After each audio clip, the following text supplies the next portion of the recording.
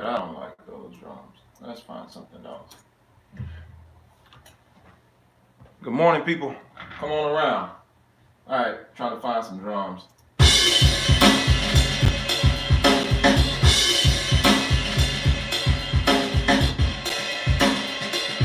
Be sure to sign in.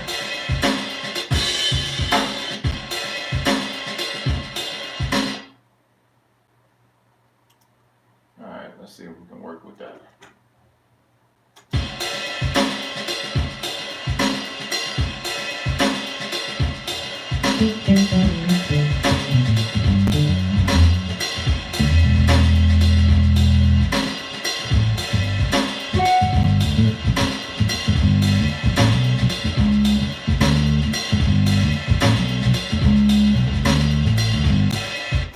All right, so we're just kind of working through some stuff and creating.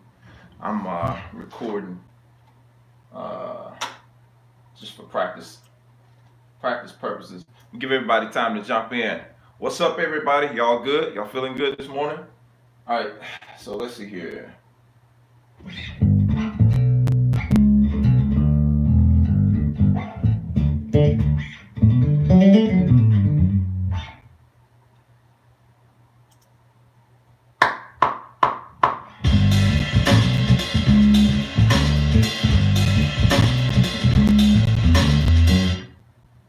All right, real short.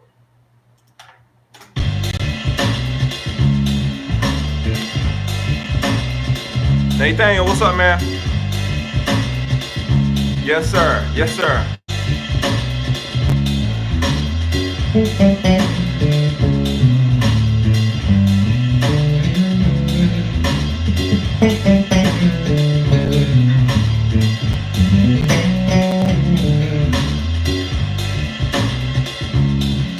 Yeah, I think we can work with that.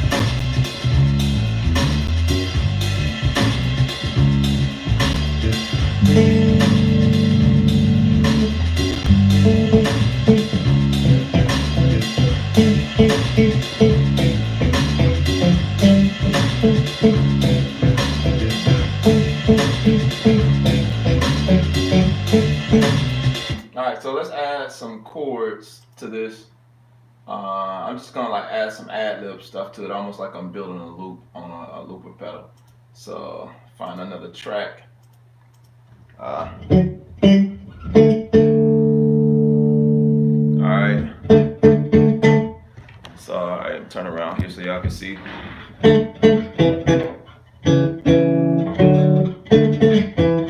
right, here we go.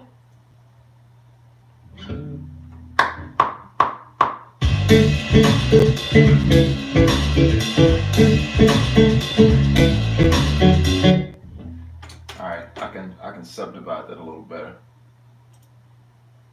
Add that metronome in there. See, I still have my metronome in 4, so let's see if I can subdivide a little better.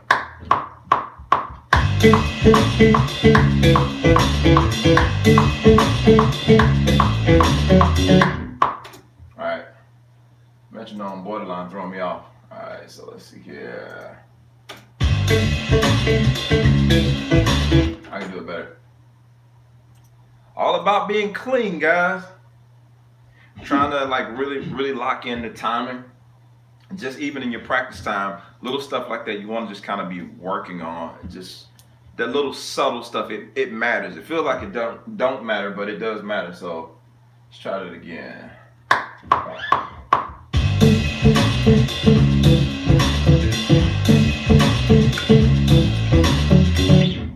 Getting the right feel for what you're going for.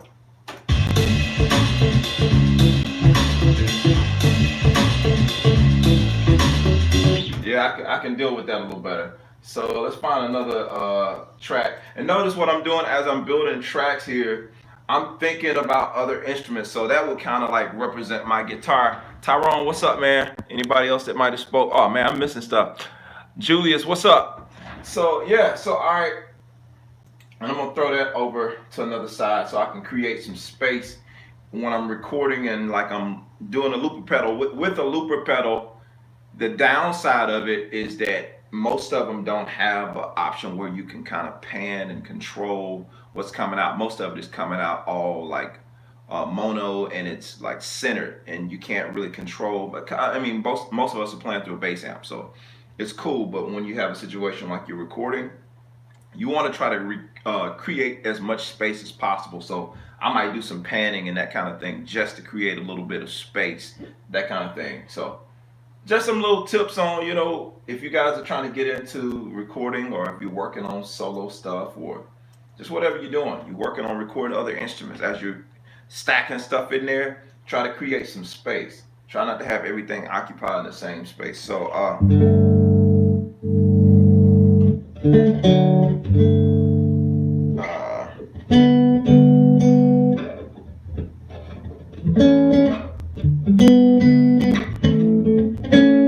notice I don't have as much wiggle room with this 4-string as I normally do with my 6. All right, but I'm gonna try to work with it. Try to work with it. All right, here we go.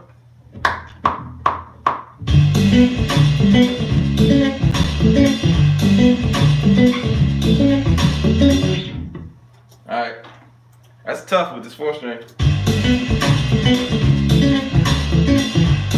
Not as clean. All right. Once again, I can get a better start, get something a little more clean.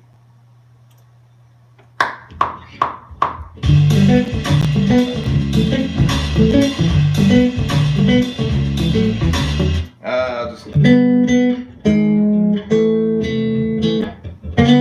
just go the other way instead of going up. There we are.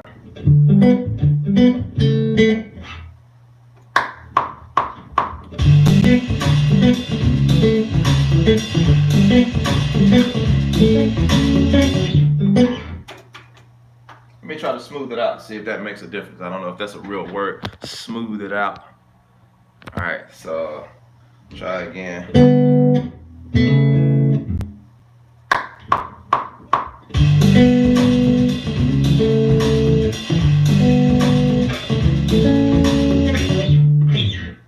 Okay, I can live with that.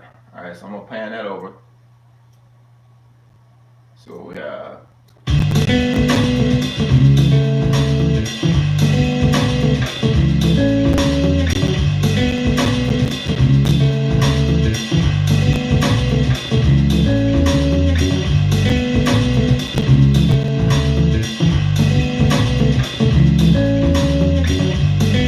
All right, so we got something.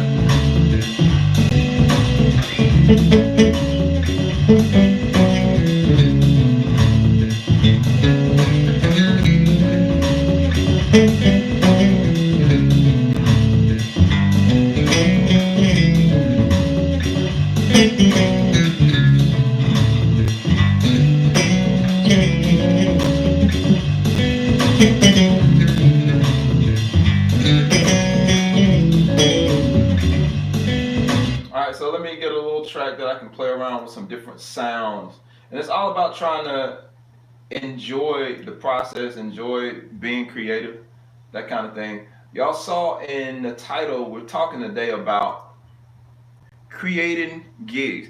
How many, by show of hands, thumbs up or whatever, or a Y for yes, who's having trouble finding gigs as a working musician? I want to just hear who's having a little trouble with that. Greetings, Jetto, if I'm saying that correctly. Nezron, what's up, man? Let's see here. Find me some sounds to throw on here. Pull out a little pedal board.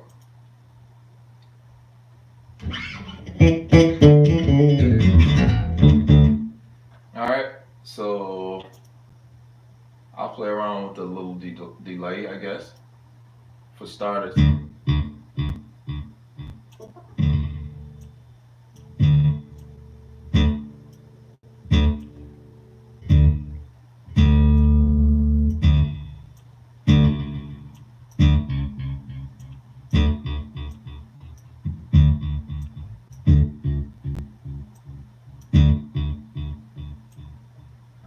with that.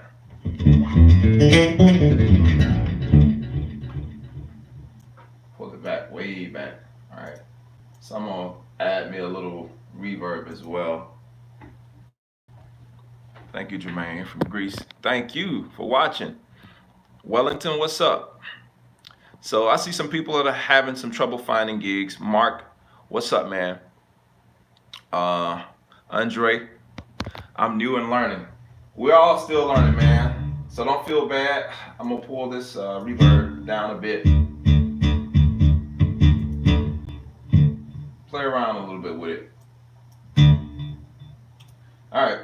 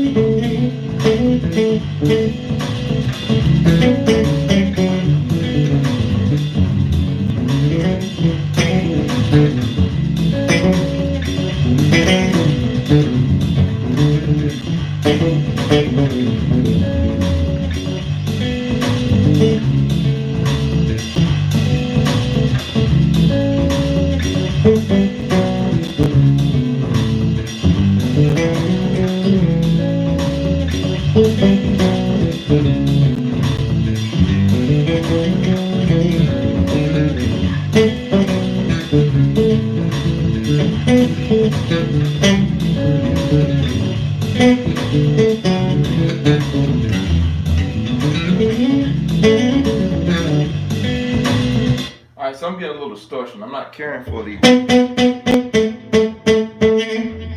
Pull it back a little bit.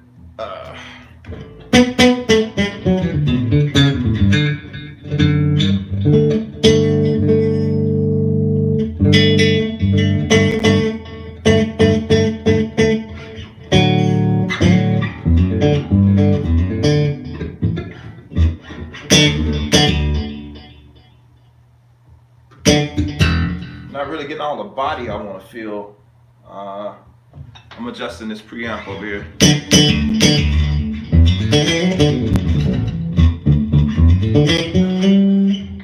Pull this treble back a little. I think it's overkill.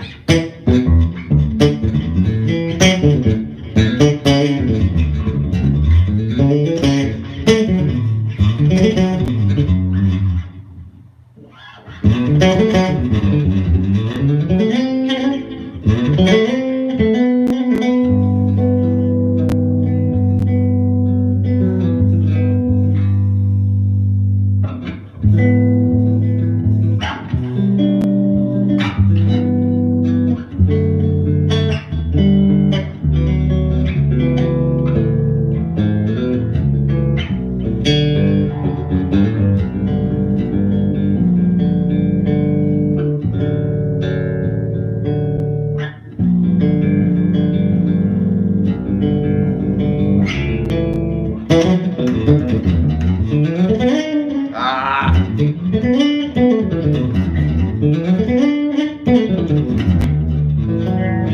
always land them all. All right, don't forget to leave a like on the video to help it reach. Thank you for that, Nezron. I really, really appreciate that.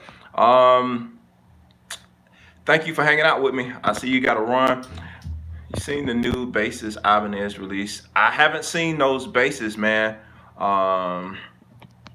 And I haven't checked out that stuff. So I was going to talk about, while I'm in the middle of trying to get all of this stuff here worked out, I was going to talk about today just creating your own gigs if you are having trouble finding gigs. Now, a few things you want to look at if you are having trouble trying to find some gigs. I wish I could. Kelvin, I appreciate that, man. A few things you want to look at if you're having trouble finding gigs. You want to look at why that is and really be honest with yourself and assess that situation as to, like, okay, why is it I am having trouble finding gigs? What is the issue? And make sure you do a thorough self-evaluation of what you bring to the situations that you have been a part of. And why are you not getting the call backs? You want to know what it is you're doing so you can always improve. That's one thing about growing as a musician, is being honest with yourself. Growing as a person. I don't want to, the stuff I talk about, we are musicians here, but I don't want to limit it to just musicians, because a lot of principles that I talk about can be applied to more than just music. But one of the things I know for sure is that you want to be honest with yourself in assessing, okay, why am I not getting calls for certain things? Some of it is because of location. We have to be honest, where we live, if it doesn't have a music scene, well, you're already at a disadvantage there, because there is no music scene. So I have to just kind of deal with the facts of what it is. But stay with me, because I'm gonna share some stuff with you. Stay with me, because I'm going to share some stuff with you towards the end. As even if you're in a place that has little to no music scene, you can still do something if it's your desire to play out or a gig more. So don't worry about that. If it doesn't have a music scene, number one, stop letting that be your excuse. Stop letting it be the main excuse. I'm not gigging, I'm not doing this because there's no music scene where I live. I get that. So if you are in one of those places that don't have a music scene, especially for the people that live in the States, I can't necessarily say how this will go over if you're in another country, because I don't know how things work there or the customs and how all of that stuff works. So this is definitely things that you can apply if you live in the States for sure. But you have to really be honest with yourself, honest with evaluating what's really going on in terms of how am I handling myself? How am I handling the stuff that I'm supposed to be doing in terms of my gigs? Am I showing up on time? Am I learning the music? When I show up, am I prepared, like fully prepared? How is my presentation? How am I to be around as a person? All of those different things factor in to people calling you. How is my personality? Am I going into a place where the people are more lively and I'm more of an introvert? And so does that cause me to have to adjust my personality just a little bit? I don't mean change who you are, but sometimes you have to, what do they say? When in Rome, do as the Romans do. And I mean that with moderation, because if you're going to take on a certain gigging mentality and you're going to go into certain lanes and certain areas of playing, you have to kind of know the culture. That doesn't mean you have to completely conform to everything everybody else is doing, but you have to have some type of way to be relatable. And if you're not relatable, you can have all the stuff, you can have all the chops, all the stuff, you're doing it all right, but if people can't relate with you, they can feel uncomfortable around you. So that could cause you to not be working as well, because it's like people, like, they can't get you, they can't, you come off like, okay, this dude is making me feel weird. And if you're if you're creating bad energy because you are an introvert or whatever the case may be, if you're creating bad energy, that make people uncomfortable, the people who are doing the hiring, with being around you. Now, there are rare cases where people who are just very, very, very good can be as introverted as all get out, and people are okay with that because okay, I know they're gonna come in and kill the gig, and they're gonna smash. And matter of fact, they have a big draw, and people are coming to see them. With that being said, that's an exception to the rule, because if you are a draw, you can have whatever personality trait that you want to have, and people are gonna come to see because they've come to know that. But you have to make sure that the level of delivery is overshadowing the other part of the weirdness or the introvertedness and all that kind of stuff. Make sure that the level of you know what I'm saying, level of your delivery is overshadowing all of that. I see some comments popped up here. Being charismatic might just be more important than being a good player in some cases. Ronald, what's up, man? Good morning to you.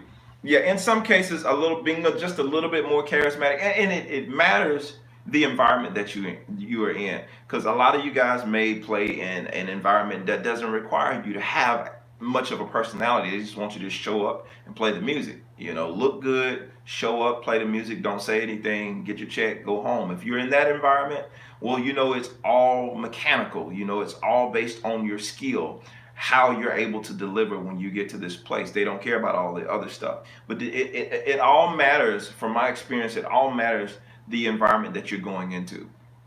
It matters what you bring to the stage. There have been some gigs that I've done that they were very, very key on how you look. And I don't mean just suit and tie and iron clothes and making sure you have, you know, that kind of stuff. It wasn't those kind of gigs. Some of the gigs I was on, they wanted this kind of look that I have now. They wanted more of a youthful, you know, being aware of the type of gig you're on and making sure you're not sticking out like a sore thumb if you want to keep that particular gig. Now, if your plans are to one day move on and do something else, then by all means do what you do. But if you're planning on keeping the gig, and that's the thing about keeping the gig, if you're planning on keeping the gig, you have to, like I said earlier, if you're in Rome, you have to do what the Romans are doing. So you have to do the things that they're looking for in order to keep the gig. So don't be that guy on the gig with the attitude because you don't like any of the rules. One of the main gigs I had, we had a dress code and we had to wear a lot of black. As most musicians know, that's our like color. Black is the color of choice for why, I have no idea. But if you are a band member, more than likely you got a closet full of stuff that's black. You got a lot of black stuff. I own a lot of black clothes because most of my gigs, they want you in black. So some of the gigs though, you have to make sure you're keeping up with whatever that requirement is, and you're not the one that's complaining every time they come out with something new, or they want you to do this, or they want you to wear a suit, or it's like, you know that this gig is going to have requirements. So be honest with yourself and say, can I continue to meet these requirements of this gig, or is it just making me too uncomfortable to the point that I want to do something different? All right. So what was this here? Band members looking and smelling like a pig was a big problem. Yeah, that's a big problem. Hygiene. Good morning, man. Steven, what's up, man? Yeah, hygiene is definitely, I mean, in some stuff you think you wouldn't have to say. Just taking a bath before you get to the gig. Like, I ain't even gonna spend time on that kind of stuff this morning. Cause like some stuff is a given. You know you should just show up ready to go and not like have your hygiene be an issue. So we're gonna move on past that. But so just being aware, being honest with yourself, and being aware of where you're going. Because I know a lot of you guys, a lot of musicians, especially a lot of you guys that follow me, are church musicians, and you play for some type of ministry or some type of band or worship team or something like that. You should know that there are requirements at this place. And if it's a church, they have a certain standard and they have a certain image that they're trying to keep. And the other thing I wanted to mention is being aware of your social media presence, especially you guys that are in these church situations, in these church scenarios. You wonder why you keep getting fired from gigs. They're looking at your presence and they don't want that bad representation on them, because you reflect whatever you're part of, you're reflecting. I mean, school teachers, I have friends of mine who are school teachers, and I know that they're pretty strict about certain things that they post. They can't post certain things. They can't befriend certain people because all of it is being monitored because we're looking at you and you're being around all of these kids all the time. And so if we see something that's sketchy about your character, that's going to come down on us as an organization. It's the same thing with almost any organization that you work with or work for.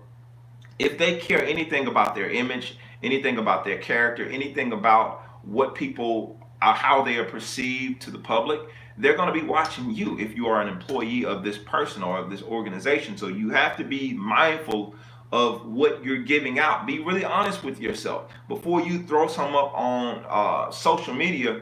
Ask yourself, is this going to serve me? Is putting this post up going to serve me well in the long run?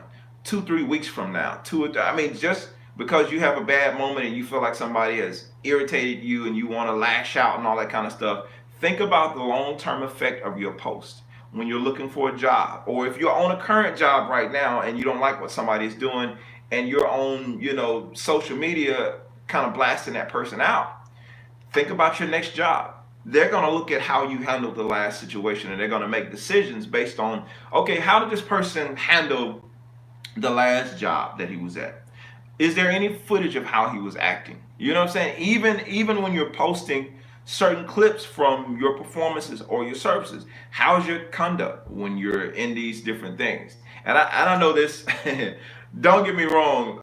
I know musicians have the tendency. I'm the king of like horse playing at times with the band, like in terms of having a good time and enjoying ourselves. But when it comes down to business, I know when it's time to put on the business face, but we can all, as band members, we just tend to have a good time, especially if you have talk back mics and that kind of thing. Is always something silly going on. But at some point, you have to really, really be aware of your conduct, be aware of who's looking, be aware of who's watching, what you're giving off, what kind of impression you're giving off, because you don't want it to be a negative reflection of what you're trying to represent. So those are things that you need to be aware of in terms of keeping a gig, in terms of getting gigs if you're going after certain gigs. Let me read a few comments and I'll get into some other points real quick. MD calling out the wrong info. Exactly. Fabrice, I guess that's how you said it. I don't have no clue what you're talking about. So it's thank you, man. I just read your comment. Steven said, I love the merch. Appreciate that, man. So yeah, I got it here, but I don't know if I mentioned it. Yeah, so these are the hoodies of the logo, the Jermaine Morgan logo. So if you guys want any of this stuff, it's below this video. Before I forget to mention it, I got mine's. Several items came in. So yep, go and support. If you like the merch, be sure to show your support for the channel. Got that out of the way. So yeah. So the other thing I wanted to mention as well.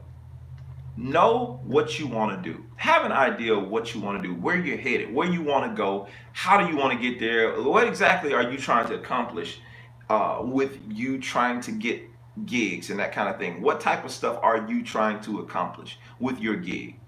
Like, what are you looking for lack of better words? Some of you guys want to come off of your jobs and be full-time musicians. Well, in your mind, what does that look like? Or it doesn't matter as long as I'm playing. I'm going to tell you from experience, you have to be very specific. When you say, I want to be a full-time musician, I want to do X, Y, and Z, you have to be very specific as to what you're trying to do. What does that look like for you? Does that mean you want to be playing every single night at, some little hole in the wall? I mean, that's a full-time musician.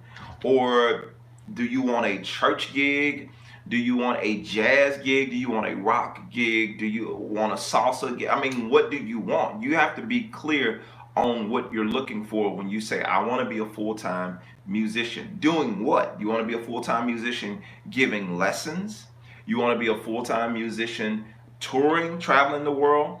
Do you want to be a full-time studio musician? Because there's so many facets to this. And when people say, I want to do music for a living, like, what do you want to do exactly? Well, I want to do everything. You can't say I want to do everything because that's broad. When it comes to being a musician, that's very broad because it's a lot that you can do as a musician full-time. but you have to be a little bit more specific as to what your target is. 9 times out of 10, you will never hit a target that you don't have. 10 times out of 10, rather, you will never hit a target that you don't have. So if you're just wandering aimlessly through life, you'll just be doing just that, wandering. You won't ever have a destination. So wherever you end up will be okay with you, or you'll never be satisfied because you don't have a destination as to where you're trying to go. All right, here's the target. I want to land this particular gig, or I want to create my own gig, or I want to create my own situation. I want to play my own original music. I want to play with the band. I want to play with the band that's like guitar, bass, and drums. Be specific about what it is you're going after, and that helps you to quickly define what that is. Once you know what it is, you can start targeting that quicker, or faster, because when you start just saying I want to do XYZ, I want to just play for an artist. Okay, what type of artist? What type of music do you want to play? Be really, really specific, and I hope somebody is writing these down, but be really specific about exactly what it is that you want to do, because that helps you to identify that gig. All right, so now after being honest with yourself, figuring out what's wrong, if you have anything that's wrong, that's causing you not to get called back, whether it's you're in a situation like I said earlier where you're not around a very musical area, there isn't much of a music scene, or you're doing things that are causing you not to get the call back. You have to evaluate those things, make those adjustments, figure out exactly what it is that you want to do. And now, if you're kind of striking those things off the list, like I'm cool with the gigs that I'm doing, I've been fine with them, and I'm kind of over that, and I want something more than what it is I've been doing. I want to create something for myself. A lot of you guys have original music that you want to play. You think nobody cares about your music. Well, you'll never know until you get out there and see how people respond to it. So this is the other thing I wanted to mention. In that case, before I jump in there, let me read this comment. I'm 60, been around old school singer, songwriter. Just got a chance to play with Jeffrey Osborne, LTD, and a group called Tempers, 70s funk, R&B chilling. Good stuff, man. Good stuff, Ronald. Good morning, Quintus. Thumper, I see you. Thumper for life. I think that's what that means. So yeah, so here's the last thing I want to, I'm calling it the last thing, but one of the last points that I want to make. If you can't find a set of situations, I said this on many posts before, but I seem like I have to keep driving this in. If you can't find the set of situations that you're looking for, you must create them. You must create them. Show of hands, who saw the last video, the Grooves and Motivations video that I put up just a few days ago? Just by a show of hands. I want to know who's watching it. And if you haven't seen it, go back and see it. Yep, I appreciate that, Quintus. So y'all go back and watch that video. I'm going to be putting up a lot of these motivational grooves and motivational videos. The mission for me, when I'm telling you guys to have thank you guys, thank y'all for putting that up. MD blaming you for this mistakes and the bad info. Yes, sir. So be sure to go back and watch that stuff, because like I said, the main goal, I'm telling you guys about having a target. My target is to motivate, encourage, and inspire. And I have some other little sub things up under those, but those are the main 3 targets for me: to motivate, encourage, and inspire. And I plan to use what I've been given to do those things. And so that helps me to get clear on what it is I'm trying to do, how it is I'm trying to get there, and have a more definite target, a definite place that I want to go with this. Now, do I know all the details of how I'm going to get there? I don't. Do I know all the places I'm going to land? I don't, but I do have a good idea of what it is I'm wanting to do and where it is I'm headed. And because of that, it helps me to get rid of all the stuff that I know I don't want to do. So I can say no to certain gigs just because they're paying a certain amount of money.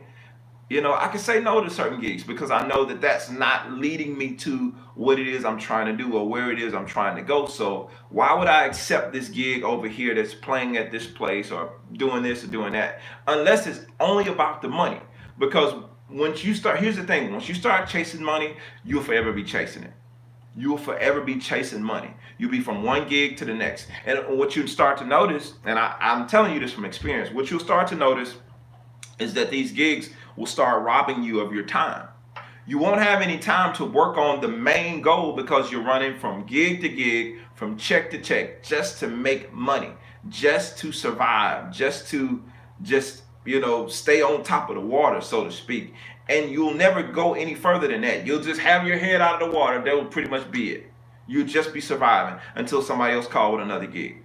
Because the time you could be spending on really going towards what it is you really want to do, you're spending that time learning music for something that you don't even want to do, music you don't even want to play. And you're saying, well, I got to take care of my family, I got to do this, I got to do that. And there's nothing wrong with that. I understand it. I've done it. I do it. But you have to make sure that you don't completely consume your time in doing things that are not moving you forward towards the ultimate goal. Because if you do, you're no different from a person working a 9 to 5. You just happen to be playing music while you're doing it. But what good does it do to do something you love and you're doing something you hate while you're doing it? So think about it. You could be playing gigs and making money, but I've been miserable doing what I love. I love playing music. But there are gigs that I've done, and I've been miserable, and I'm sitting there in my mind like, dude, I hate this. I hate being here. I don't like coming in. I don't even like this environment. I don't, certain things like certain gigs I did when I first moved to Atlanta, certain things I felt like I had to do to survive. It was like I hated the environment. I hated being around certain people. I hated just a lot of the things that it didn't match who I was or where I was headed. I hated it, but I couldn't do anything about it because I needed the money. So I constantly was in a position where I needed the money. I need this money. I need this money. And until I stopped depending on check to check to check to check from these gigs and started creating something for myself, creating my own lane of what I really wanted to do and start finding ways to get me closer to that, I wasn't able to say no to any of the gigs. I had to do them. Either that or go get a regular job. So I had to do those gigs.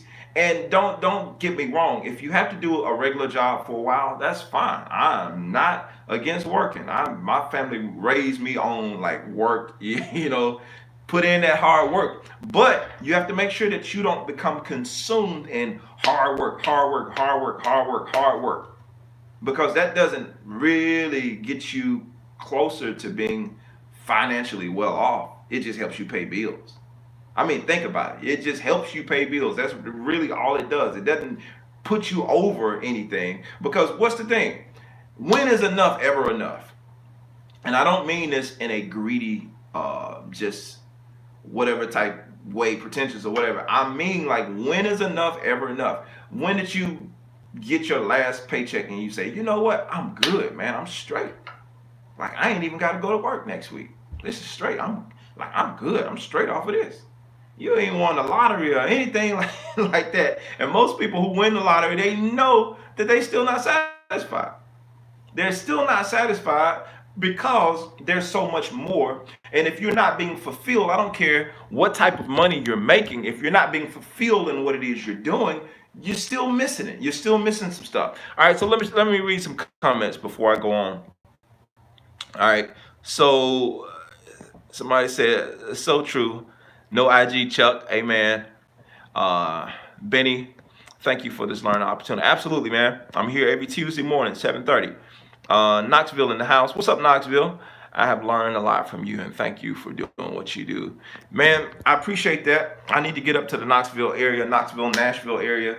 I need to set up some stuff to come up there while I'm thinking about it. But I need some people to show up when I come, though. All right, so you're talking, brother. He said, not never. So y'all excuse me here. My nose trying to run just a little bit. South Carolina, man. Absolutely, I got to get down there too. I'm not too far. Well, depending on where we're talking in South Carolina, I'm not too far from the area where I live now.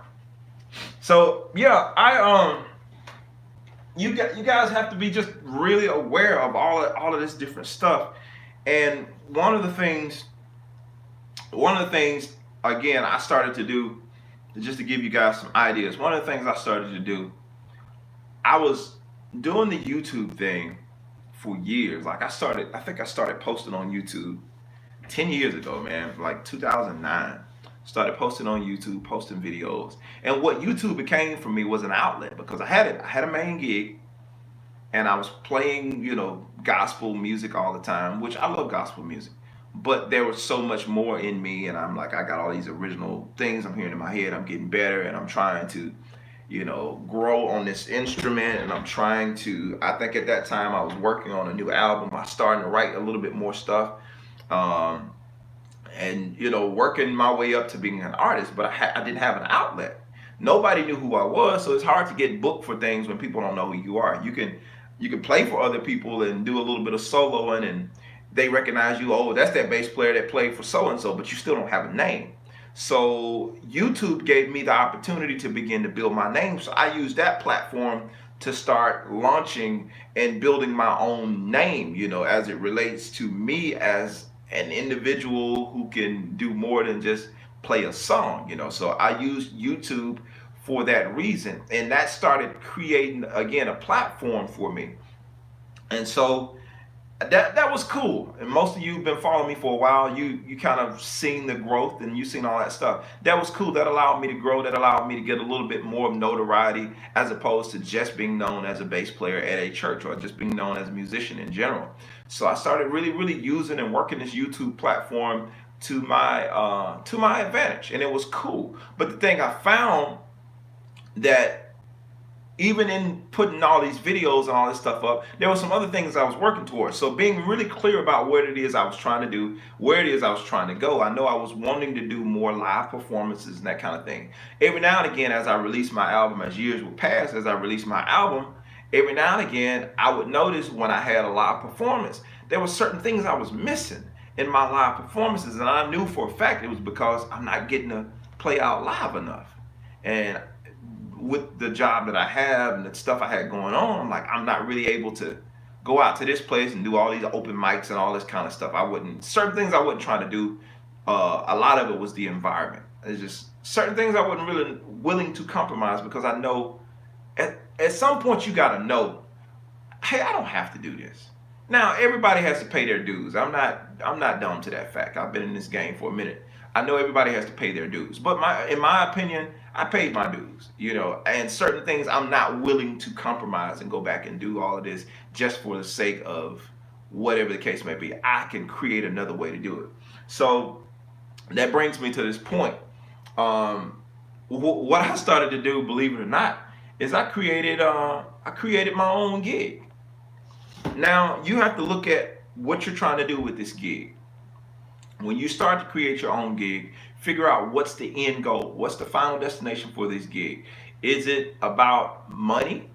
All right, let's read some comments before I get too lost in the comments. Sheldon, good morning to you. Emmanuel, so I've followed you on YouTube for a long time, and I can say you have grown tremendously. Thank you for that, Emmanuel.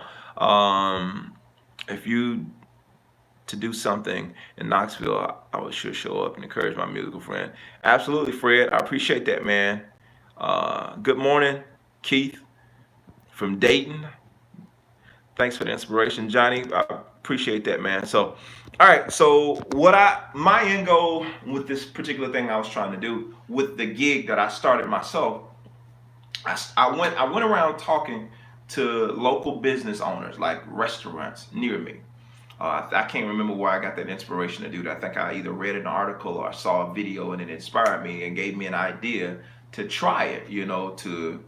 I had this concept that I got I know exactly what it was. I watched this video and I got this concept from this video. This guy was I think somewhere in San Francisco, and I told the story somewhere before.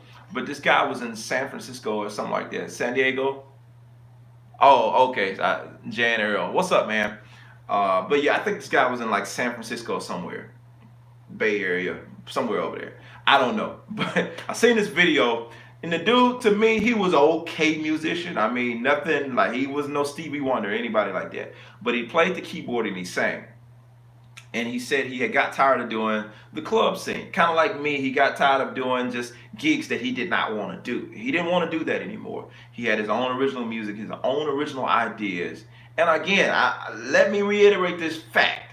The dude was okay. Okay, meaning I wouldn't probably go and pay for a CD from him. I'm just being honest. But he was okay. And I'm saying this to make a point.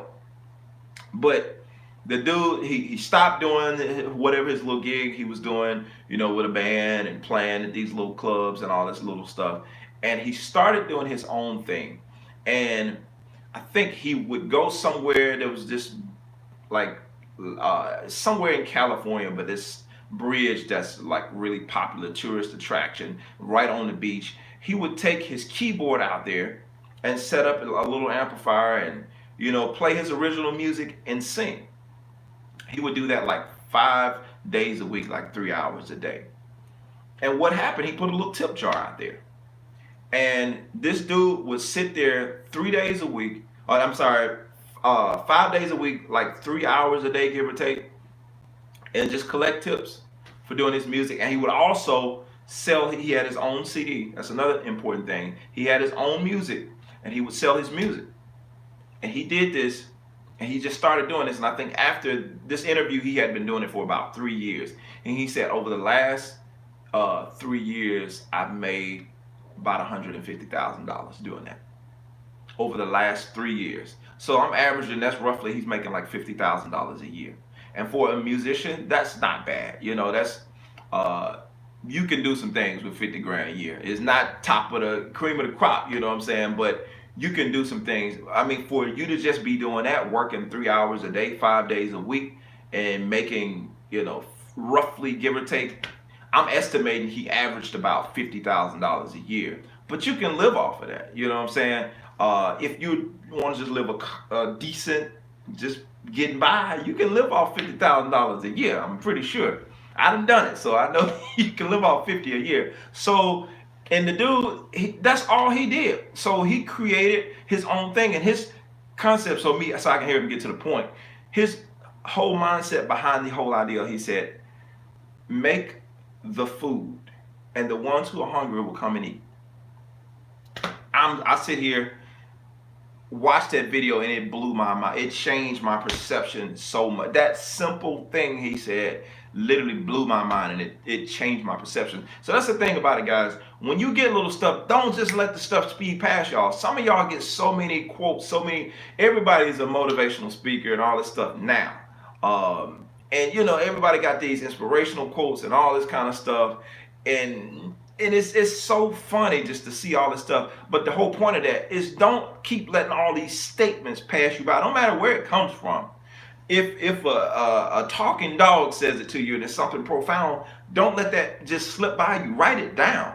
Keep it. Lock it in your mind, because that thing stuck with me. He said, I make the food, and the ones who are hungry will come and eat it. So that means while he was out there playing, it's a lot of people that passed him by.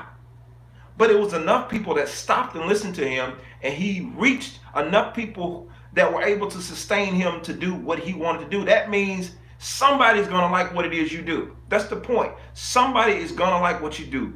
Everybody's not going to like it. Because I'm pretty sure the area that he was in, he probably had the potential to make several $1,000,000 a year. If he was really, really good and he appealed to more people, he probably had the opportunity to make a lot more money over a 3-year span. Sitting out there on a tourist attraction, he probably could have cleaned up for real. But the fact that he was able to clear $150,000 over a 3-year span is still impressive for him being an okay musician. I'm talking about, we ain't talking about like advanced, and just because I heard him play and sing, and I'm like, really? That's what, to be honest, if I could be honest with y'all, that's what really made me like, wait a minute. Like when I heard the stuff he was doing, and he told us in the video the type of money he was making doing it, I'm sitting here like, I'm working too hard. Literally, that's what I said to myself. I'm like, I'm working too hard. But it's a lot of times, as we said earlier, when I was talking about those different things about being on the gig, and somebody mentioned the comment about being a little bit more charismatic. Sometimes it's not always the most talented person that does the best. And that's actually a lot of the times, that's most of the case. It ain't the one that's the most talented.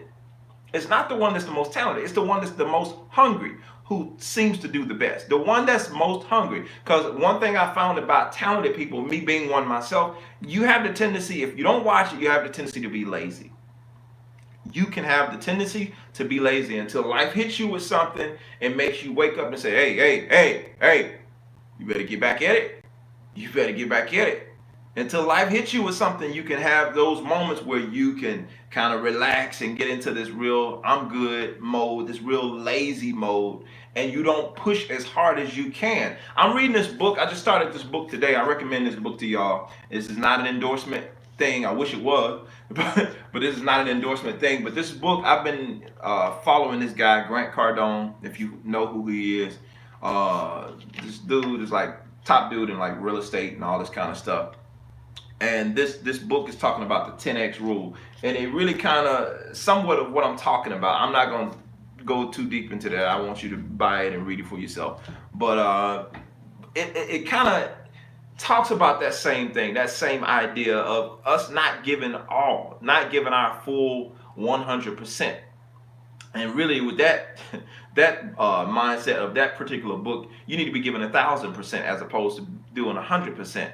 I mean, and think about it. If you're only giving 60% in terms of you saying, I want to get better, I want to grow in my playing, I want to grow with this, I want to grow with that, I want to go up, move up in my job, whatever the case may be, but you're showing up every single day and you're doing just enough to get by. And what do we know in school? You only need a C to pass. Some of y'all pass with D's. I know I had some D's back in the day, but you only need a C to be average. And most of us go through our life with that mentality of operating on an average level. We can do C and it's just good enough to get by, and we are satisfied because we passed. Well, I passed. I know about this because I had that mentality for the longest, because I didn't know. Nobody really told me that, dude. Let me rephrase that. People would always tell you that, man, you're good. But it didn't stick and it didn't really get into me. So I'm not going to put that off on anybody else. It didn't really get into me that I was better than that. I'm better than average. I am better than C. C is okay. B is pretty good. It's pretty good. But why settle for average when excellent is available? Like, why settle for that when it's possible for you to do excellent? Like, why settle for a C? Why settle for a C gig? Why settle for, a C level of playing when you know you're capable? Now, if my C is your A, then we're talking about two different things. Understand what your A is. Don't measure, and I said this before, don't measure your success or your accomplishments based on what somebody else does. I'm not measuring myself up against other bass players, other heroes of mine and that kind of thing. I'm not measuring myself. I use them as a point of like, okay, I would love to get to there. I'd love to shoot for that. Like if Victor Wooten, I always reference Victor Wooten because that's probably, once I really got into bass playing, that dude probably, like most of us, inspired the mess out of me, just hearing what was possible for a bass, because that up to that point, I was just hearing the bass doing, or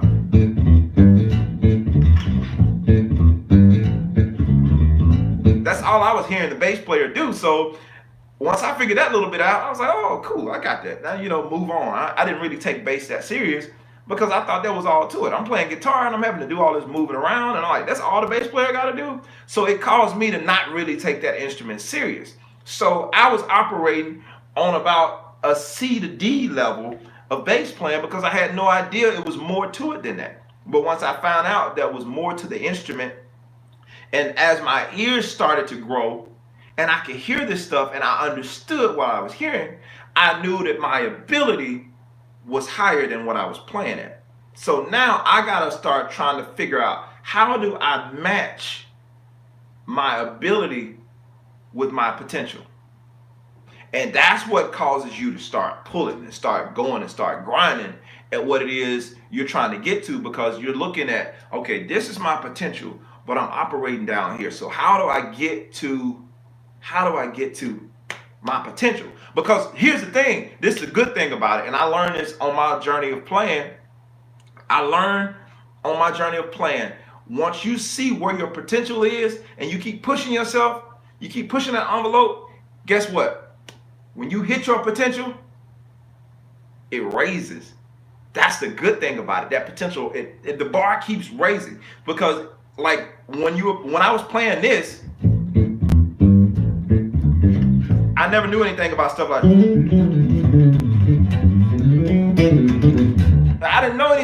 know anything about that kind of stuff because I wasn't aware of it. But once I became aware of it, like even that to me now, I'm like, man, that could be a lot better than that. So that means my potential was here. And so once I hit what that potential was, the bar kept raising for me because now I can see, oh, I can go past that. I can do better than that. I can be cleaner than that. And you got to get to the point when you start talking to yourself and start saying, man, that ain't good enough. That ain't good enough. And I don't mean be in a state where you're constantly unsatisfied with your progress. No, you have to celebrate. That's part of the process. You do have to celebrate the progress that you're making, the strides that you're making. You have to be able to look back, almost kind of like how God did when He created the world. He looked back and He said, that was good. You know, He rested. He took a break. That was good. Stop. Celebrate where it is you've gotten to. If you know, here's the thing. If you know you've put in all that work and you work your behind off to get to a certain degree or a certain level, celebrate it. Stop. Take a moment. Celebrate it. But don't rest and permanently like at that place. I can stop where I'm at as a player and be okay. Like have an okay living, do whatever I want to do as a player. But for me, I know it's more to it than that. I know it's more to my playing. There's more in my head. There's more I have to offer. I can stop at this level and I can feel some type of way about people saying, man, I wanna play like you one day. I appreciate it. Don't get me wrong, it's a huge compliment. But I'm listening to me now because I got to the place that I was hoping to get to years ago, and my ears grew as my ability grew. As you know, as my skill set grew, my ears kept growing. So you never really reach it. So you keep pushing and you keep growing, but that's what happens. And I veered way off of my story of my little gig that I created for myself. Sorry about that. I'm sorry. Y'all know how I get to making a point, and I'm trying to really get you to see this thing. But my gig that I created for myself, like I said, I talked to some restaurants and told them about the idea of me coming in and playing music on their slowest night. I'm giving you all a tip. I talked about them playing music on their slowest nights. And most of the people were like, yeah, no, we good on that. And what's crazy is their business wasn't thriving. Like they weren't sweet at all. But they were so closed-minded, thinking on the average mindset. And I wasn't even going to make this point, but the people that I was talking to were so average. They didn't want to go beyond what they were doing. They didn't want to take the risk because they thought they were going to have to spend some more money or whatever the case. I ain't looking at it. I don't know. So, okay, well, you'll stay where you are. You'll stay normal. And most of those businesses that I went and talked to, it wasn't much longer after that, they were gone. They disappeared. Those businesses were no longer there. Now, I went and talked to this other business, and they were cool with the idea, this piece of art. I talked to them and I was like, hey man, I'd love to come in on your slowest night and, play some live music in hopes to draw in more of a crowd. And so they were open for the idea. We negotiated. It wasn't much of nothing. It's their slowest night, so they wasn't really giving no money. One of the points I said earlier, know the reason why you're doing what it is you're doing. And when you're trying to pursue this gig, what's the reason for it? Is it for money? Is it for exposure? Is it for you to grow in your presentation of what you're doing? For me, it was number 3. I was trying to grow as an artist, meaning I was trying to learn how to better connect with my audience. I wanted an outlet where I could play my music outside of the 4 walls of YouTube all the time, because YouTube doesn't give you immediate response. Like now, I can see you guys' comments, but when I post videos, I have no idea what people on the other side are feeling. Or I have no idea if they don't comment on the video, you can have 2 million views, but if people don't comment, you have no idea what anyone is thinking. So it doesn't give you immediate feedback as to, okay, they didn't like what I just played, or they weren't feeling, not so much I'm trying to please everybody, but I want to know what the response is from certain things so I can know, okay, this is working and that's not working. Because ultimately, people have to buy your music. People have to listen to your music. And you're playing music for other ears to hear, not just your own ears to hear. If you're an artist, you're playing in hopes of entertaining, or whatever you want to call it. If you don't like the word entertaining, you're hoping that other people will listen and want to hear what it is you're doing. So That's one thing I was doing for myself. I wanted to grow in the area of my artistry, in the area of my live performances. I wanted to be able to better connect with my audience. So I used that opportunity to do that. Like I said, we negotiated. It wasn't much money at all. And I'm like, I was cool with that. It was gas money. And I stayed literally like 5 minutes away from the place. So it wasn't that bad. So, but I used that opportunity to grow my own thing. I didn't wait on anybody else to call me for a gig. I started my own thing and I created my own thing. Now, the only reason it didn't last and it didn't really work is because the service of the business was bad. Not because of my performance, because I actually started drawing people in. People were starting to come and hear what I was doing, and I was learning how to better connect. So the reason I went there, not to go so far off, somebody keeps saying hi, boss. Kwane, what's going on, man? Kawaim, however you say that. Um, but the reason why I set out to do it, I accomplished that reason. I wanted to learn how to better connect with my audience and all that kind of stuff. And because of that, I was able to write the album Life. Most of the album Life that you guys have heard, if you heard that album, if you haven't, go get it.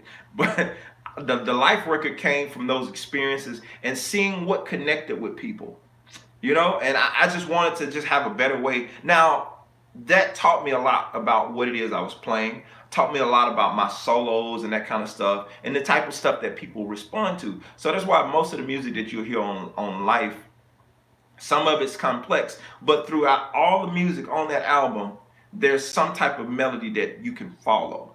It's something that's really, yeah, all of my music is on Spotify and iTunes and Amazon and all of these, whatever these little platforms. Most of my music is on all of them, so you can find it all there. If you guys want to support that.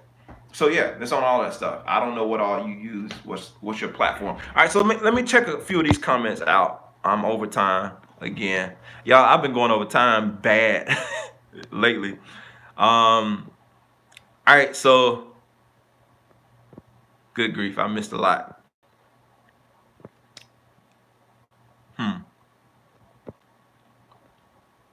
Hi, sir. Love the topic from Cape Town, South Africa. Man, thank you for watching, Fabian. I love the idea, but how could a bass player rock by himself? What do you mean? And I think I understand your question. Let me answer that question real quick. The way I did the gig by myself, I had backing tracks. I took my own, well, of course, I could create my own backing tracks. Here's one thing. You have to learn how to be resourceful. I play multiple instruments, and people look at me like, oh, well, you play multiple instruments. Okay, what if I didn't? I would still find a way. If I really wanted to do this thing, most people don't know this about Victor Wooten, but he was playing, I think, restaurant gigs with just his bass. He figured it out, how to do it and how to entertain an audience with just him and a 4-string bass playing chords and melodies and stuff like that to songs. I don't know all the details of the story, but I do know he was playing it and doing this gig by himself. And so it's like you have to become resourceful, figure out what your lane is, put in the work and the time that it takes to really develop your craft, for one. And if you're not at the level where you can do like a Victor Wooten and play all the chords and all the parts and keep the beat and keep the timing, all of that by yourself, well, you got to figure out some other substitutional ways. There are loop pedals now. We have loop pedals. We have the ability to create a whole band track with just a looper. Take a looper, a $99 investment. You can buy what is it? Any brand you want to, but I think TC Electronics sell theirs for like $99, like $100 or something like that for a little ditto looper.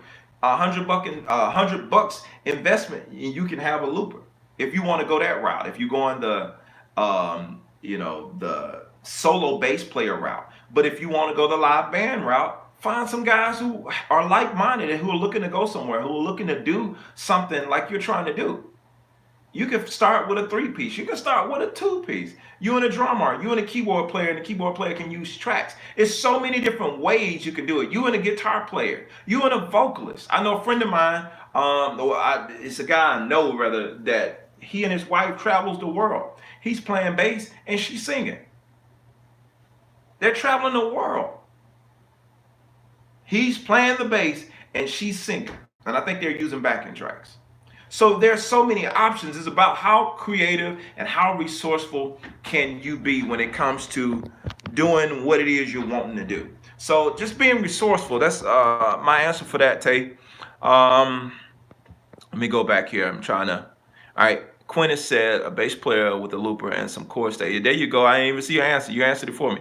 All right. So Johnny says the same way that one video changed your perception, so do your videos change us daily on a daily basis, man. Thank you, Johnny. That means a lot, man.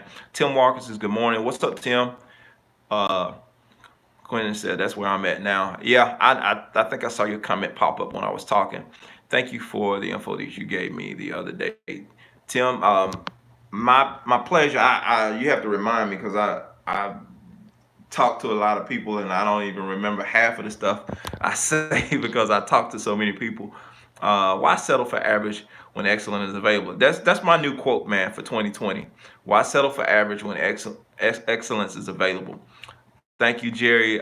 Good word. God did celebrate his own work. Yeah, he celebrated his own work. He looked at everything he did and he said, "This is good." Uh, and I think I answered the rest of the questions. What about your sheet music? What do you mean, Andre? I have sheet music for most of my stuff. Well, I ain't gonna say most of my stuff. Like the riffs and licks courses, I have sheet music for that. And the other courses, I'm working on getting sheet music for them. I don't do a lot of sheet music. Most people know me. My strength is ear training, just mostly playing by ear. So I don't do a lot of sheet music, but I am working on making that more available for the ones of you guys who do read sheet music. So give me some time. I'm working on getting sheet music together. And so we're trying to get that and work that in because I am realizing I have a lot of people who read, who follow me, and I didn't know at first, but now I'm aware, and I'm working on trying to create some more things to make that available to you guys as well. So that's the answer for the sheet music question. Yeah, I know. I think I know who you are, Tim. I know you were George. I just don't remember exactly what it is I said. Good morning, man. God bless, and thanks for sharing. Absolutely, absolutely. So that's just some things I want to show you guys about creating your own gig. And some of you guys are new, you're beginners, and you have the opportunity to start playing at different places like a church. The church seems to be the most accepting of new musicians. And so if you have the opportunity to play at a church, don't take it passively. Like really, India, I see you speak in India. What's going on? If you have the opportunity, please can you explain how to solo on the strings? How you solo on the strings? Okay, I think I'll maybe try to get to a little bit of that. I'm over time, so I don't know if I'll get to that today. But please check out my other videos. I'm talking constantly about that different stuff. But if you have the opportunity to share at different places, they give you an opportunity as a beginner. Take those opportunities. Don't try to make it about money. One of the things I hate seeing with the younger musicians now is everybody's charging for everything. There's nothing wrong. I'm a professional musician, so I believe in charging. Hear me clearly. I believe in charging. But I do feel like when you're getting started, depending on the situation, don't get used, but be careful that you don't go into it about money. You didn't start playing music just to make money. I played for years, and I'm not trying to make anybody do what I did, but I played for years, and I didn't get any money. Like I was looking at this. Y'all give me a second. Let me grab this here. I was looking at this plaque that I have still in my studio. I play for my home church. I'm gonna spin this camera around so you guys can see this. I played for my home church for years. You see that? You come a long way. We love you, New Zion MB Church Choir, June 26, 1999. So that's what, 20 years? Dang, I've been playing a minute. That's 20 years. And at that time, I was playing probably more. I was playing more keyboard and stuff like that then. But if they were paying me, which I don't think they were at the time, if they were paying me, I might have been getting $20, literally $20 to $25 at my home church. That was my home church back in the day, and I might have been getting like $20 to $25. But for years, I didn't get anything. And I played at places and I didn't get paid anything. Now there are some situations I did from time to time where we did get a little something. Like they threw you a little bone. But this idea, I know a lot of young musicians now, it's like they put the price tag before the practice. They put the price tag before the effort. And my issue with that, and this wasn't even part of my post, but we are talking about gigging, so I have to address it. My issue with that, if you know you're not putting in the work, don't be so demanding, because you're making it hard out here for the rest of us. If you know you're not really putting in the work that's required to demand the level of money that you're asking for, don't do that. Don't do that. Put in the work, put in the time. Be worth your hire. That means not just being a good musician where you can play every song and you can solo and you can do all of that stuff, but you actually show up on time. We can actually depend on you to consistently show up. When you show up, you're not floating on how good you are, but you're actually being an asset to the band, not just when it's your time to shine, meaning you know the songs, not one song. If we have 6 songs, you know all 6 of them. I've been that guy.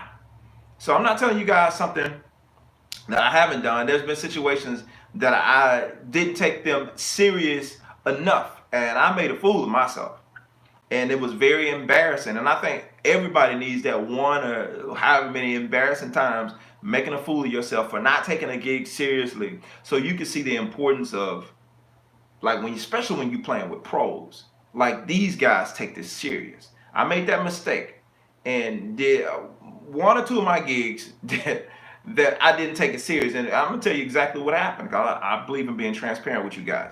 It was an artist that I had just started playing for, and he sent out a lot of music.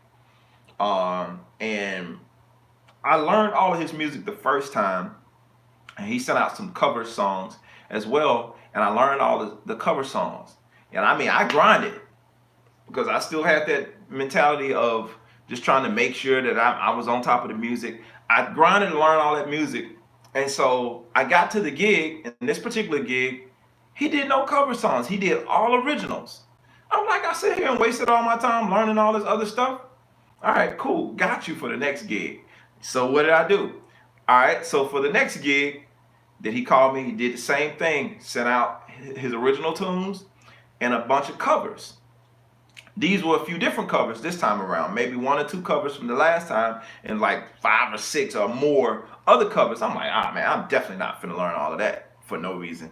So I was sweet on his original stuff, but the covers, I kind of listened to it and I kind of didn't. Some of the songs I didn't even get to. I probably listened to like 3 of the songs, and the rest of them, I'm like, man, ain't no way he's gonna get to all this stuff. And what happened? I get to the gig, and he does covers all night, not one original song. I was so embarrassed. The keyboard player is literally having to play the bass line on the keyboard for some of the songs because I didn't know. I was so embarrassed because I didn't take it seriously. A professional. I didn't take the gig seriously because I just went with my own thought. Well, last time I learned all this stuff. You can't base anything off of your last success. Just because you came in there the last time and killed a gig, you can't base it off of that. It has nothing to do with what's coming up the next time around. Each time you have to give 100%. And I was guilty of giving, like, I was going to do average that day. I was going to give like a C and try to push my C up to an A by just overcompensating on the stuff I knew well. Nah, it didn't work out that way. No, sir. I got an F for that one. It was a complete failure. I almost felt bad taking the dude money. I took it. But I felt bad taking the money because I know I didn't prepare the right way for the gig. So I'm saying that for a reason to you guys. I'm saying it to young musicians and older musicians. You've been in the game for a while. Stop floating. Stop floating on your talent. Stop floating on the fact that you can pick up songs really quick. Stop floating on that stuff. Stop floating on that stuff and start putting in the work. Putting in the time, putting in the work, because there's somebody else that's on that gig that's putting in double the work that you're putting in, and they're probably not even getting paid the amount of money that you're getting paid. because there's different levels of payment on different gigs and that kind of stuff. So you got to know everybody's not making the same pay, and especially if you have a vet that's been in the game for a while and they have a reputation, and you're new, y'all not getting the same money for that gig 9 times out of 10. So just be aware of that. Make sure you're holding your own weight when you show up. And those type things will set you up for the next situation or make people respect you even more when it comes to other types of gigs. So let me read a few more comments. I gotta jump off. All right. So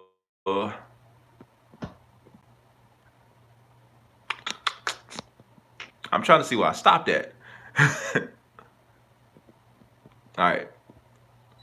Boy, y'all be going in. I lose like my place in these comments and y'all go in. All right, I think the last person I answered was, okay, I need to get back into reading all year nowadays. Yeah, Quintus, it's one of the things, man, you got to stay on it because I know I get away from it from time. And when I do pick it back up, it's like I got to start all the way back over again.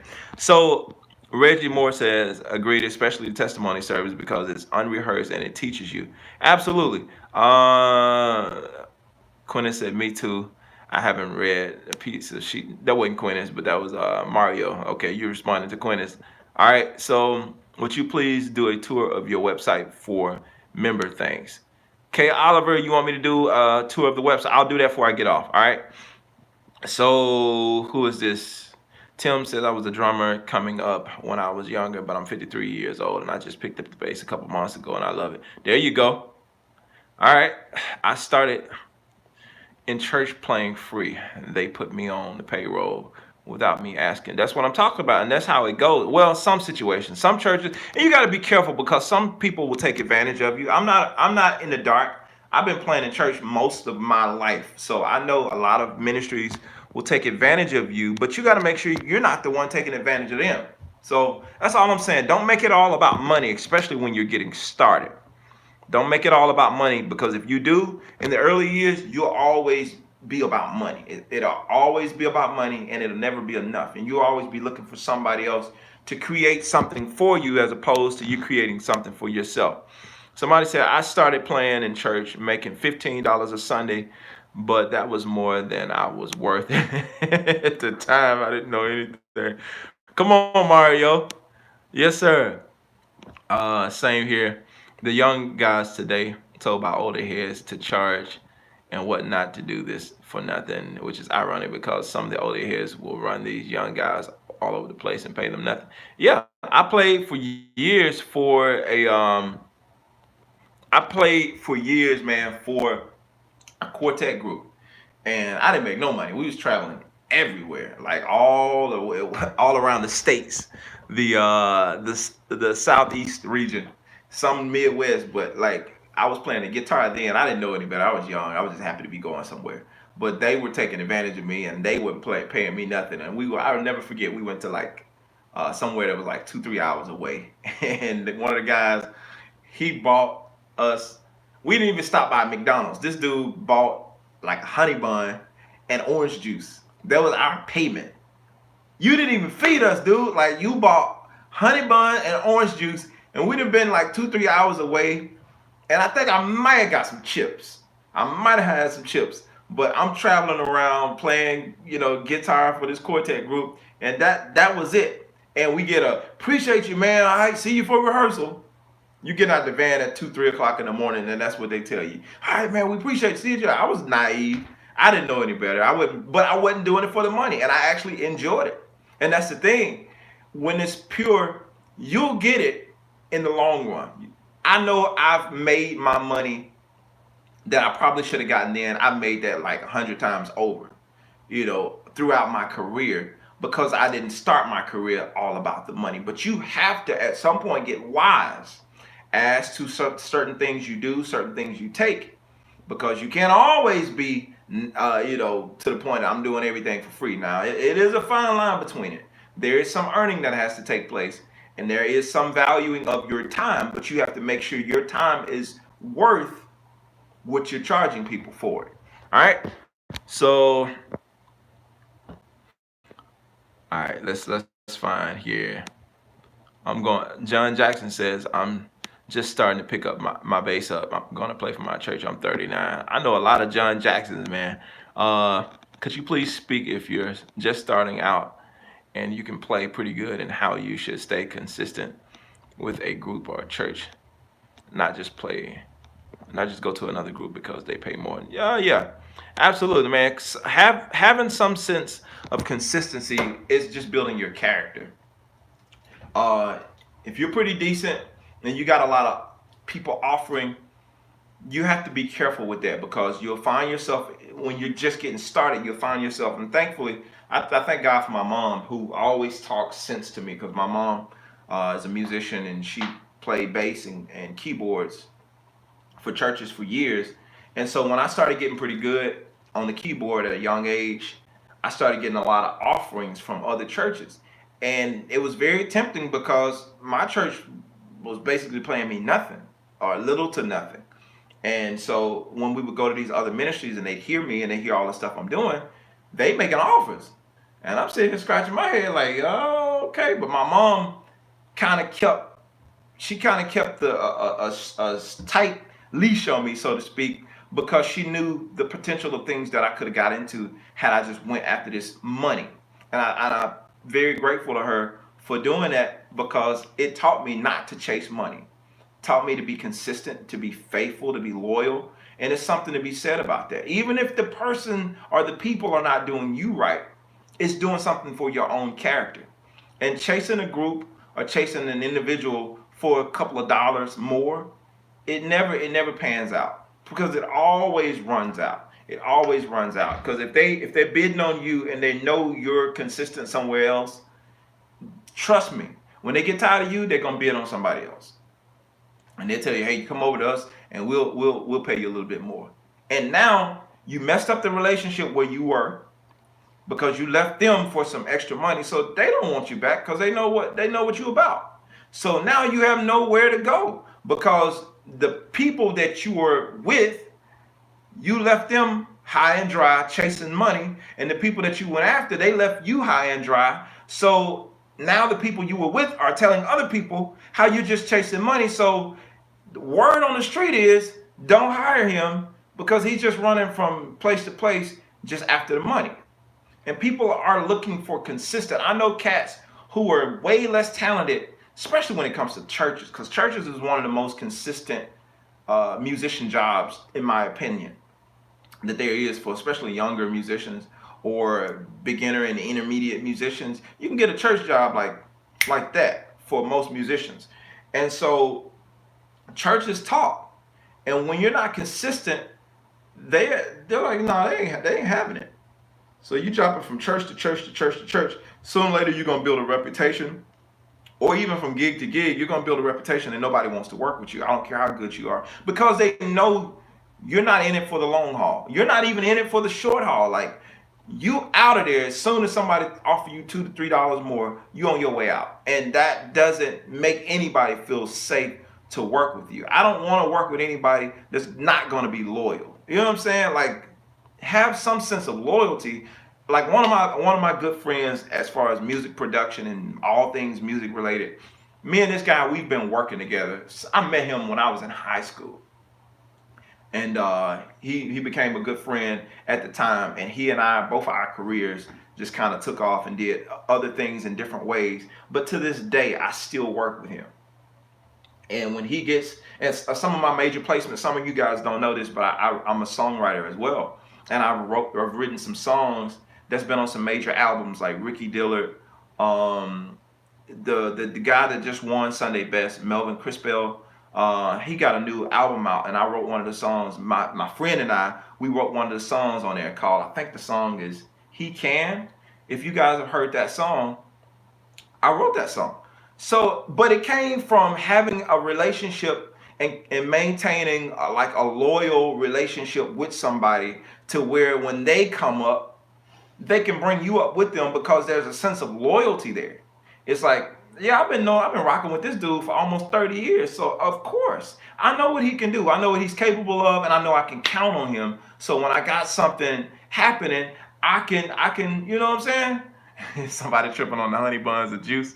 You know what I'm saying? Like there's a sense of loyalty there. So it's not always about the money with every situation. Sometimes having the loyalty there creates a long-term something else for you that you can't even predict because you have no idea that some of the stuff that you're trying to get to, some of the people you're connected to right now are going to be in a position where they can actually get you to some of the people you're trying to reach. A lot of people that have been connected to me over the years and may have disconnected for one reason or the other.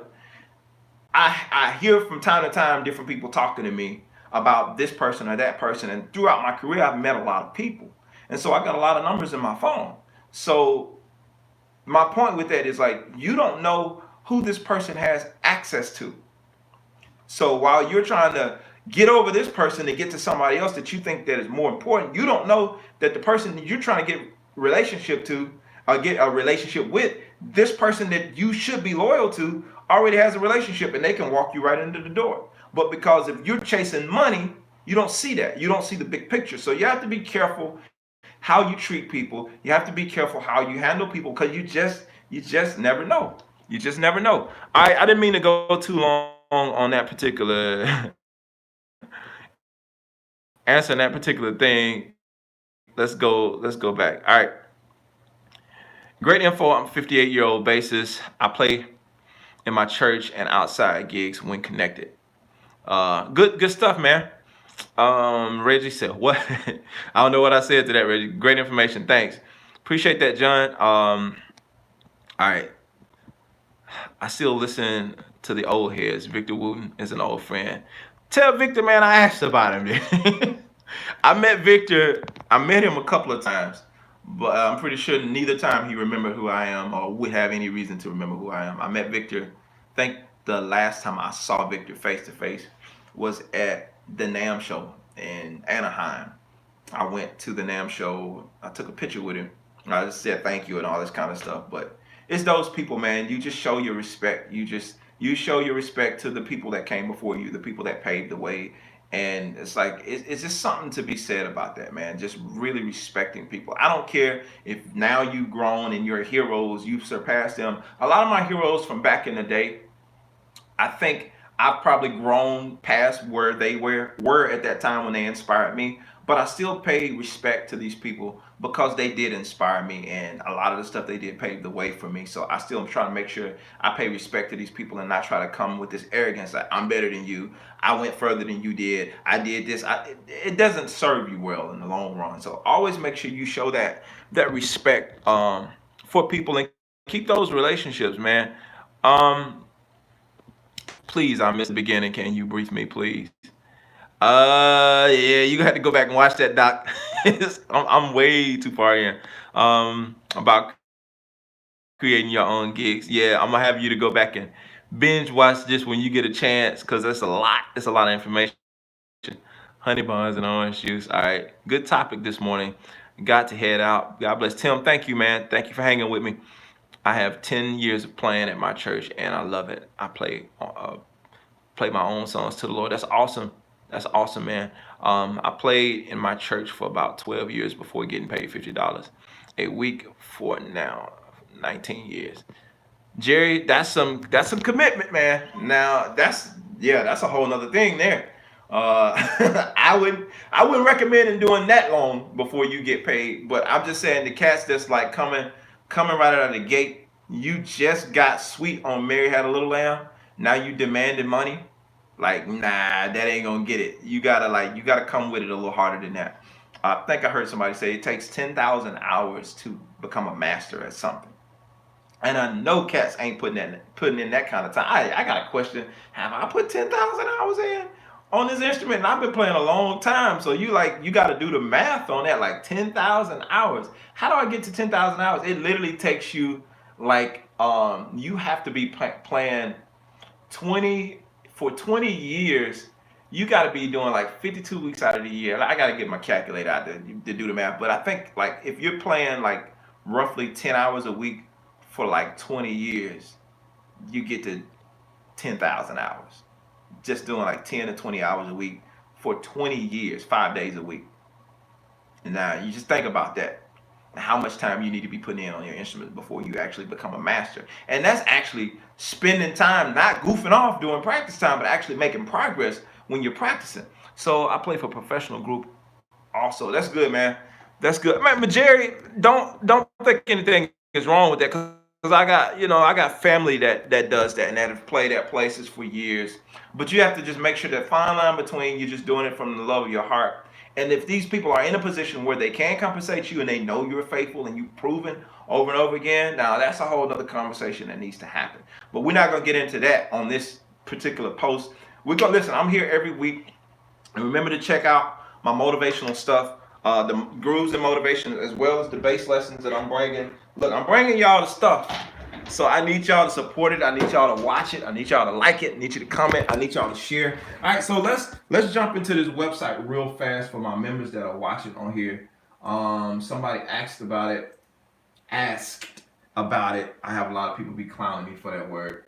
All right, so let's go here. And let me see. I'm trying to figure out how I can do this in a way that explains it.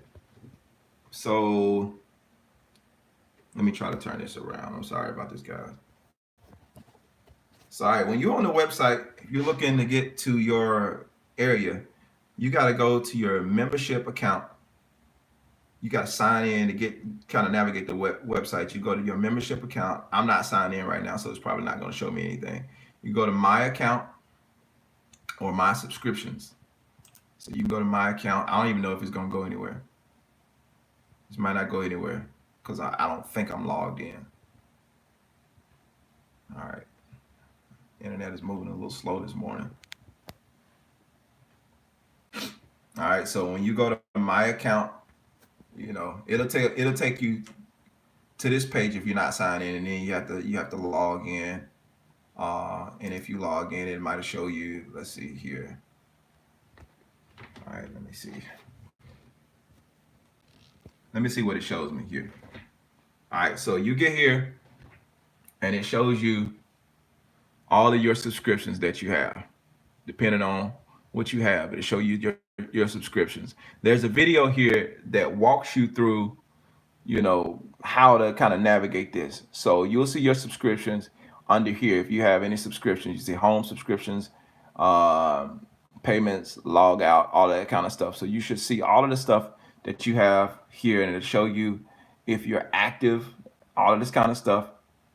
And if you want to cancel certain memberships, you can cancel it here, because you can see all of mine, like it's either stopped or enabled or whatever the case may be. But you'll see the options to either cancel, pause, or suspend. You'll see it up under there, and tells you whether you're active. If you're active, you'll see a yes right here, and it tells you when it expires. It tells you your card expiration date, so you can know to keep your card updated. There it is, the update, change, plan, pause, cancel. There it is. I'm sorry about that. So that's where you'll see that at if you need to make adjustments on any of that. Has my screen froze? Looks like my screen has froze. All right, that's weird. I don't know what happened there. Let me flip this around. That's weird. My screen is froze.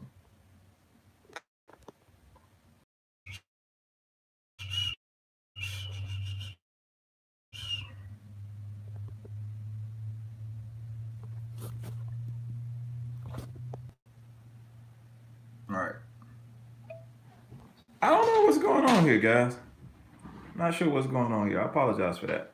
But yeah, you can see all of that different stuff there on the website, and you can see where you can kind of adjust. And I don't know if you can even see that anymore now that I'm spinning around. But yeah.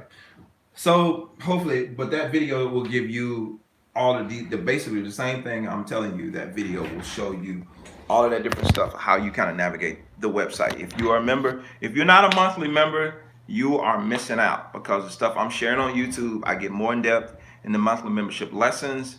And so if you're not on my website taking advantage of all this stuff, all these resources, all these tools, you're definitely missing out. All right, so just a few more comments and I gotta go. I'm not gonna be at NAMM this year.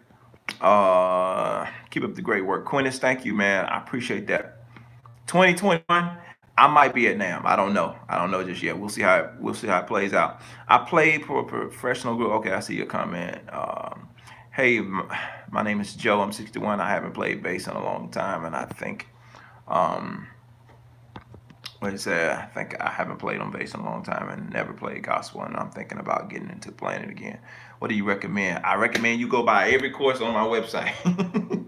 But no, for real, you're in the right place, man. I'm giving so many tips on gospel bass. Um, Joe, I'm giving a lot of tips in my last few lessons on gospel bass, understanding gospel bass. I'm creating a lot of gospel backing tracks, a lot of free content here on YouTube that will help you in the area of learning gospel bass. I talk a lot about it in my monthly membership, not just only gospel bass, but the things that I've learned in gospel are definitely, you can apply that to almost any genre, and I share a lot of that different stuff in my monthly membership lessons as well as here on YouTube. I have specialized courses for gospel, like traditional congregational songs courses. I have those available on my website. I have a shout course that's available on my website. So I think I have like 3 courses that are dedicated solely to gospel. It might be more than that, but I know I can think of 3 right off the top of my head. That's dedicated in particular to gospel. I ain't seeing any more comments, so I'm assuming you guys can still see me. I'm sorry about the screen freezing up. I don't know what that was about. But yeah, so I have those courses available on my website. And so if you're looking to get into gospel, if you already play gospel, you're looking to improve, I'm here to show you as much as I know. Like I said, I have the courses that talk about the gospel, more traditional stuff, and then we even getting into more of the praise and worship. I got a lesson that's coming up this weekend to go with the track that I just put out yesterday. If any of you guys already played on the backing track, the praise and worship song on yesterday, I got an upcoming lesson this week where I'm gonna kind of give you some tips and some of the stuff that I'm doing and some of the stuff you can do over more of that praise and worship type feel. That I know a lot of guys have questions about, how do I navigate, how do I add more stuff to this. And so I'm going to share some tools and share some things you can do over those type grooves as well. So be sure to just stay tuned into my YouTube channel, turn on the notifications so you don't miss anything, and that way you can get all of these lessons. You can be in on all of this stuff that I'm sharing, as well as become a part of the monthly membership. That way you can get all the little fine detail stuff that I'm sharing as well, so you can learn as much, not just about gospel, but I do cover a lot of stuff as it relates to gospel. And because I have a lot of experience in it and I know a lot about it, I've been playing it for a long time. So I just want to get out as much information as I possibly can and share it with you guys to help you move forward. Because like I said, I know church, for the Western world, church is like one of the most common gigs for musicians to play. And you need to know what you're doing in there. Even though it's very welcoming and it's very forgiving, you kind of need to know what's going on. If you're playing for a church, you need to know what's going on. So yeah, I invite you guys to go to JermaineMorgan.net, check out all that stuff. And again, just a reminder, pick up some merch. Grab the merch, guys. This is the hoodie. What about theory? What do you mean? When Keith, when you say what about theory, I do cover, I think that's what you mean. There are some lessons that I do cover some theory, some stuff. I think when you first start out at the top of the month, as a matter of fact, better yet, it's grouped into categories. When it talks about the monthly membership lessons that I have on my website, it's grouped into categories. So you'll see the different categories of the different things that I'm talking about, where we're talking about the scales and talking about major and minor pentatonic and some other things concerning modes and theory and all that kind of stuff. So yeah, there is some theory stuff that I do cover on the monthly membership lessons as well. You just have to go through the category, and when you go to your lessons, just go to the category and just look and see what it is you're looking to learn. There's like over, man, there's almost 200 videos, I want to say, that's worth of content that I've created since I've been doing this. Close to, I want to say it's close to 200 videos that I've already created. Just a lot of content. Please, about solo, and do you play anything or what? I'm gonna have to get that on the next. I'm way over time. I'm gonna have to get that on the next video. So yeah, man. So be sure to check that out. And who is that? Kwame. I'm not sure how to say your name. If I'm pronouncing it wrong, please forgive me. Do check out this channel. And if you can't find what you're looking for here, I'm sure you'll find it on the website because I have talked extensively about soloing here on the website. I'm not able to cover as much information as I would love to in these live talks, but I do have a lot of material available. So take advantage of the material that I have available, especially the stuff on the website because it's a little more detailed. Even with my riffs and licks course, where I show you a lot of licks and a lot of things and how you can apply it and that kind of thing.